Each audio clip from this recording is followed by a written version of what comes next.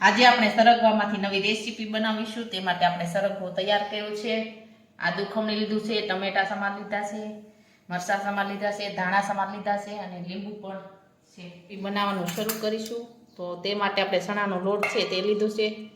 તેમાં આપણે સમારેલા ટમેટા નાખી દઈશું, આદુ ખમણેલું નાખી દઈશું, સમારેલા મરચાં નાખીશું, ધાણા નાખીશું સમારેલા, મીઠું નાખીશું, હળદર નાખીશું, લસણવાળી ખાંડેલી ચટણી નાખીશું, ખાંડ નાખીશું, આપણે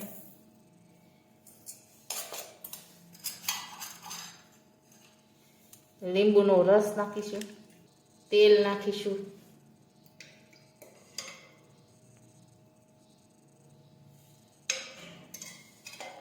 હવે આપણે મિક્સ કરી દઈશું તેલ નાખીને. હવે આ બધું મિક્સ કરી દીધું છે આપણે. હવે છાશ થોડી નાખીશું. છાશ છે તે થોડી નાખવાની છે. હવે પાણી નાખીશું.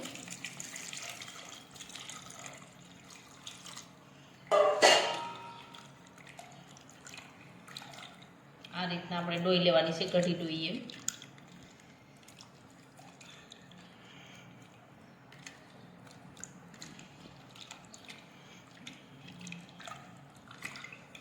હવે એકદમ સરસ ડોવાઈને તૈયાર થઈ ગઈ છે. હવે આપણે વઘાર લેશું. આપણે વઘારવા માટે આપણે એક કુકરમાં તેલ ગરમ કરવા મૂકીશું.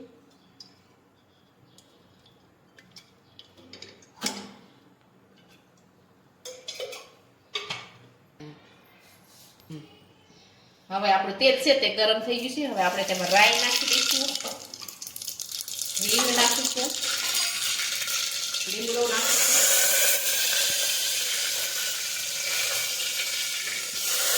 આપણા લોટ ડોયો છે તે નાખી દઈશું.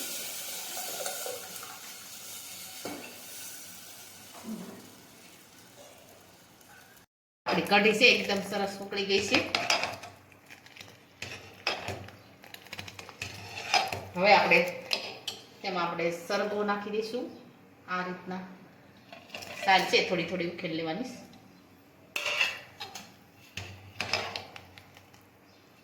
હવે આપણે ઢાંકણ છે તે બંધ કરી દઈશું. એક સીટી થવા દઈશું એટલે સરગવો છે તે બફાઈ જશે. તો તૈયાર થઈ ગઈ છે આપણી સડીને સરગવાની કઢી.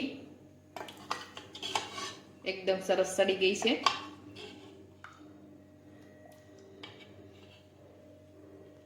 સાથે બાજરાના રોટલા.